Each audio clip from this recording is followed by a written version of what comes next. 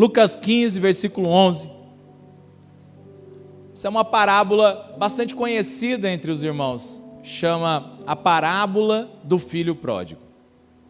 E todas as vezes que nós falamos sobre essa parábola, talvez a nossa mente já nos leva, de uma forma instantânea, a imaginar que o filho foi longe, gastou todos os recursos do pai, e aí ele volta, e nós já construímos um caminho sobre alguns trechos da Bíblia.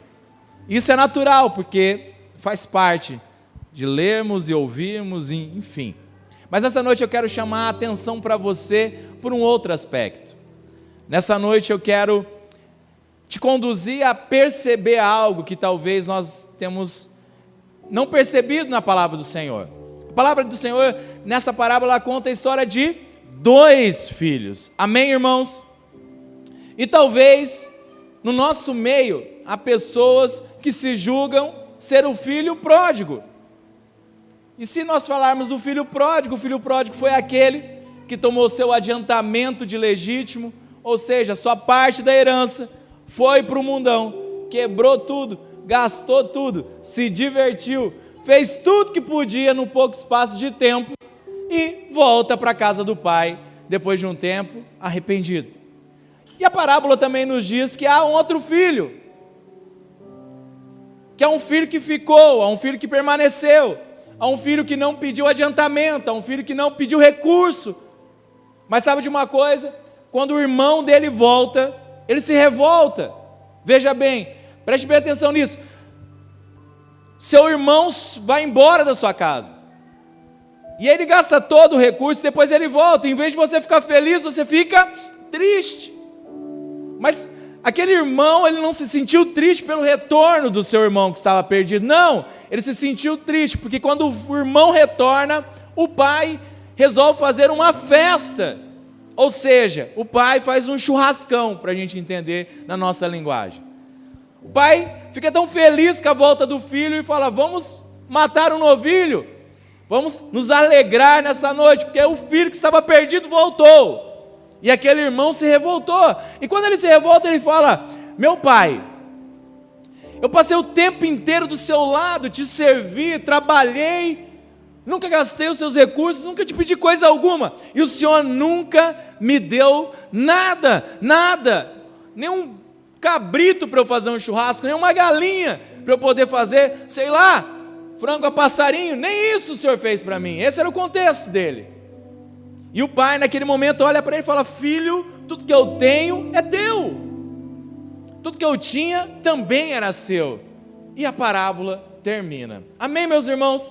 Talvez há no nosso meio os filhos pródigos, como foi a minha vida um tempo, e talvez há os nossos filhos que servem, os filhos que estão sempre na casa do pai, os filhos que estão sempre trabalhando, os filhos que estão sempre fazendo, mas os filhos fazendo insatisfeitos. Sabe, a palavra do Senhor nos mostra que um decidiu viver a vida que quis. Ele resolveu sair do ambiente de segurança do seu pai e falou: eu quero arriscar ter uma vida longe da tua presença, pai. E ele pega e vai para todo lugar que a gente possa imaginar. Só que a palavra do Senhor, ela diz que a um determinado tempo ele volta. E eu quero que você preste atenção numa coisa: ele não voltou porque ele tinha saudade do pai, ele voltou porque ele teve fome. E a palavra nos deixa clara, ele fala que ele teve fome. E quando ele percebeu que ele haveria de comer, que eram as comidas que os porcos comiam, ele decidiu: não, na casa do meu pai, os empregados comem melhor do que eu, têm uma vida melhor que a minha, ou seja, eu quero voltar aos braços do meu pai. E aquele filho, no meio do caminho, ele fala: o que eu vou dizer para o meu pai? O que eu vou falar para ele naquela noite? Quando eu chegar na casa dele, quando eu encontrar com ele, ele resolve montar um texto. Ele fala: Senhor, já sei, vou dizer: pai, pequei contra ti, pequei contra os céus, pequei contra Deus, mas hoje estou arrependido. Essa foi a maneira que ele imaginou. E diz que a palavra do Senhor diz que ele retorna, ele está retornando ao caminho. Só que a palavra do Senhor, ela diz que o seu pai o esperava de maneira ansiosa o retorno daquele filho. E diz que quando aquele filho aponta pelo caminho, o pai olha para ele e fala: opa, eu conheço aquele andar. Está meio estranho, meio sujinho, mas eu conheço ele.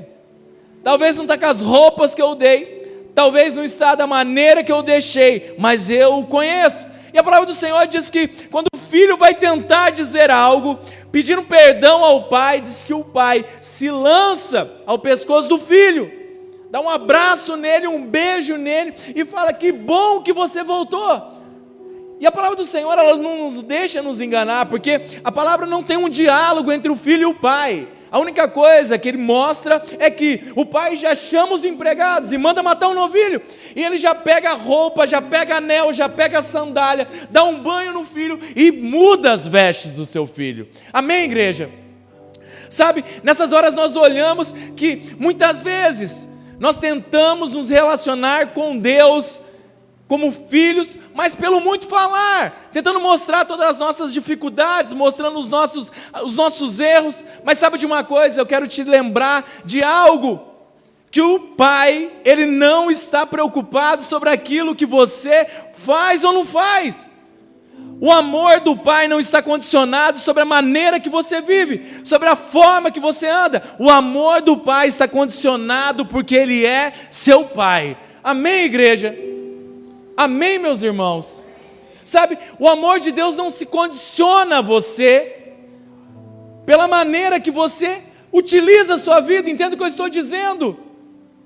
Mas pastor, quer dizer então que eu posso andar da maneira que eu quero? Sim, talvez você coma comida de porcos, mas pode. A palavra não diz isso. Talvez você tenha fome, ok, é uma decisão. Mas sabe de uma coisa? O que eu quero mostrar para nós na parábola do filho é que existe um encontro com o pai, existe um encontro com Deus, existe um encontro com o pai, com você.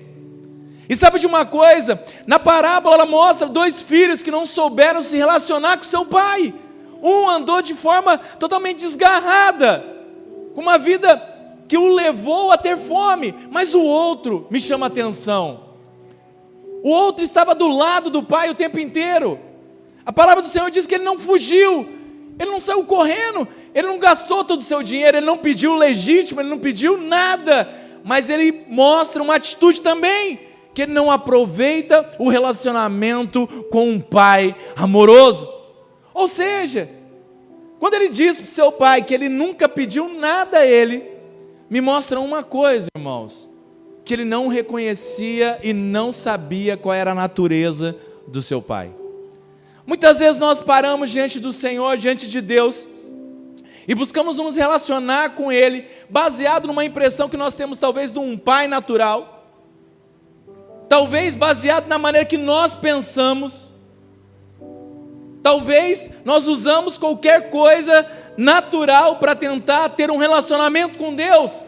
Mas sabe de uma coisa? O Senhor só tem um comportamento, o Senhor só tem uma ação, e o nosso Deus, o nosso Pai, Ele tem amor sobre a sua vida. Amém, meus irmãos? O que o Senhor tem para você e para mim, só tem uma coisa: amor. Ele não tem outro atributo, Ele tem amor. Só que o amor de Deus, ele está acima de todo o entendimento humano. Sabe por quê? Porque o amor de Deus está sobre todas as necessidades do seu filho. E quando é um filho que fica em casa, ele fala: pai, você nunca me deu nada. Ele olha e fala: filho, você não me conhece, você nunca me pediu. Ou seja, eu não precisava te dar, porque tudo que tenho é teu. Todo o meu recurso, toda a minha riqueza, todos os animais que estão aqui, ou seja, todas as árvores, toda espécie de fruto, é tua, sempre foi teu, porque nunca pediu. Sabe, irmãos, muitas vezes nós andamos num relacionamento com Deus de forma emudecida. Vamos orar ao Senhor como se fôssemos desconhecidos, ou talvez como se fosse um pai que ia te questionar se ele daria ou não daria aquilo que é necessário para você nesse tempo. Muitas vezes quando nós vamos nos relacionar com Deus, ainda esperamos que o Senhor olhe para nós e fala: tá, eu vou te dar, mas sabe de uma coisa, você é isso, e se você não mudar isso, eu vou tirar de você de novo. Essa é a mentira que o inimigo conta para nós. E o Senhor até hoje, o nosso Pai, está buscando desesperadamente filhos que se relacionem baseado no amor que Ele tem verdadeiro pela sua vida. Sabe, o Senhor até hoje está nas janelas dos céus, olhando para cada um de nós, esperando quando será que eles vão se relacionar comigo, sabendo que eu os amo, sabendo que eu tenho tudo para a vida deles. Mas sabe de uma coisa? Nós sempre nos comportamos como o filho pródigo ou o filho que ficou na casa reclamando. Nós sempre escolhemos esse caminho, infelizmente. E a palavra do Senhor nos mostra que das duas formas eles tiveram um encontro com o Pai. Mas sabe de uma coisa? Não da melhor forma que eles poderiam ter. Eu fico pensando, se o filho pródigo tivesse ficado em casa. Fico pensando, se o filho pródigo buscasse entender a natureza do seu pai. Eu fico pensando, se o filho pródigo tivesse um outro comportamento, um outro estilo de vida, como seria o relacionamento dele na casa do seu pai? Sabe, ele não precisaria participar de experiências horríveis. Ele não precisava sentir dor para lembrar que é amado. Ele não precisava passar por decepção para lembrar que o pai o amava. Ele não precisava se sujeitar a comer comida de porcos para lembrar que o Senhor sempre guardou a vida dele. Sabe, irmãos, quando nós começamos a pensar nisso, eu começo a perceber qual é o tipo de relacionamento que eu estou tendo com Deus hoje. E essa é uma boa pergunta para nós nessa noite. Nós ouvimos aqui 11 irmãos, 9 irmãos estavam aqui, menos, olha lá, 8 irmãos estavam aqui, e disseram algo de Deus, algo que sentiram no Pai. Isso é importante, isso é bom. É um movimento do Senhor muito bonito, um encontro, mas deixa eu falar uma coisa para nós.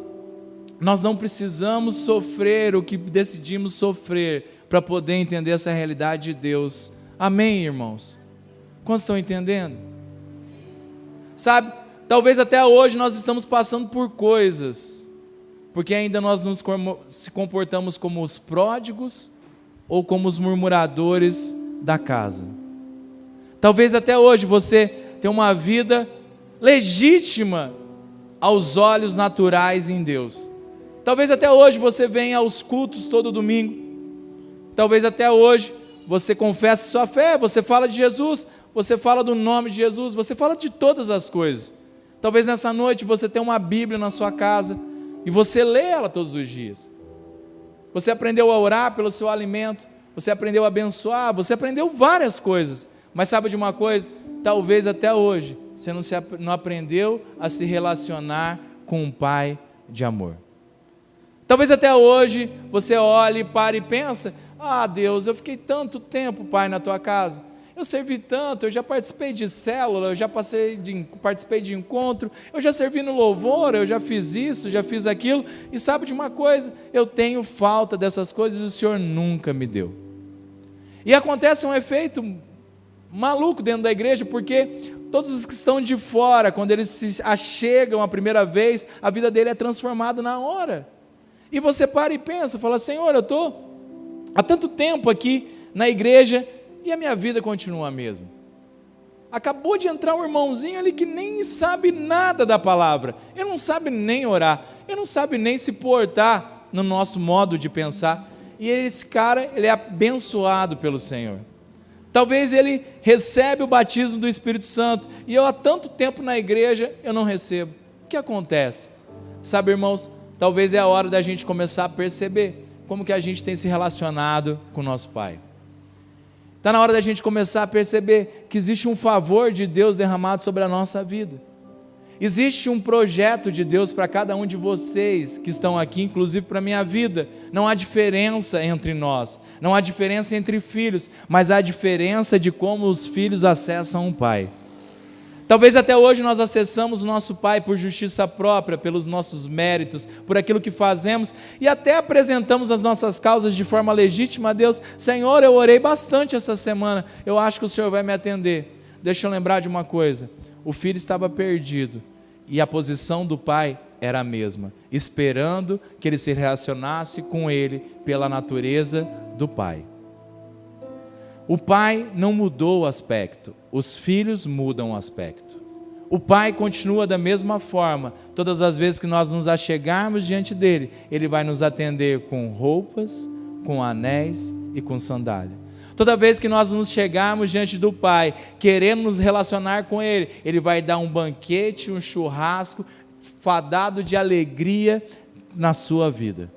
Sabe, todas as vezes que nós entendemos que Deus é Pai, todas as vezes que nós nos relacionarmos com ele nesse nível, a nossa vida se torna plena.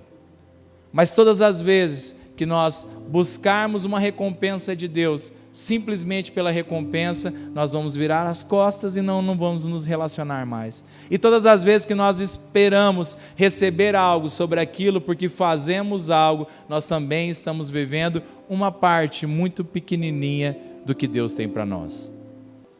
O Senhor deseja trazer revelação ao seu espírito de quem Ele é na sua vida.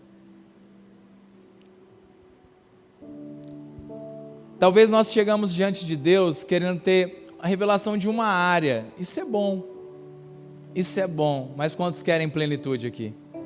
Aleluia. Se o Senhor tivesse para oferecer plenitude ou uma área, o que você prefere? Plenitude ou uma área? Plenitude. Todos vão dizer plenitude.